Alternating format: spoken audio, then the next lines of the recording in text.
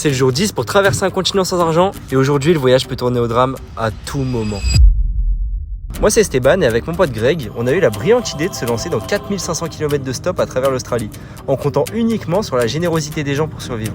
Jusqu'ici tout se passait pour le mieux, on a même eu un billet de 20 $ de la part du gars qui nous a hébergé la nuit d'avant, et avec cet argent on a décidé d'aller acheter des gaufres, puis de les échanger contre de la nourriture pour le désert. Car oui, 1500 km de vide avec 10 restaurants sur la route, s'ils veulent rien nous donner, on va juste rester dans le désert. Après un seul refus et 6 échanges, on était fin prêt pour l'épreuve la plus dure du voyage, et suite à une nuit de sommeil, on est parti pour cette fameuse ligne droite de centaines de kilomètres de vide littéralement. Et pour nous qui vivons grâce à la générosité des gens, le fait qu'il n'y ait pas grand monde remet tout le voyage en question. La plupart des gens qui prennent cette route n'ont pas la place de nous prendre dans leur voiture parce qu'ils ont eux aussi leurs affaires. Mais avec la chance qu'on a, on arrive à faire les 2 premiers jours de traversée correctement en attendant 2-3 heures maximum à chaque fois.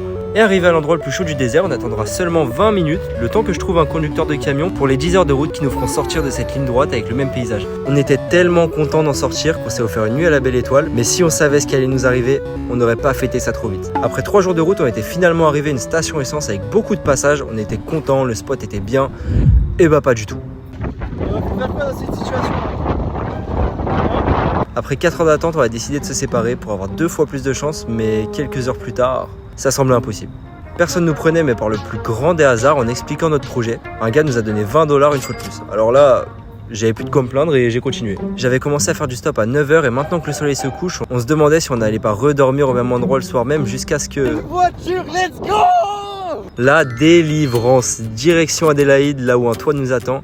Et juste avant de monter dans la voiture, une dame qui m'avait vu faire du stop me demande si j'ai mangé et décide de me donner son sandwich. La roue avait tourné. On est passé par une énorme remise en question et une journée de doute. Et c'est la plus grande leçon que je pourrais apprendre de ma vie. C'est que la persévérance nous apportera toujours ce qu'on a si on continue d'y croire. Demain, on arrive dans la plus grosse ville qu'on ait fait depuis le début du voyage et on n'est pas au bout de nos surprises, alors abonne-toi.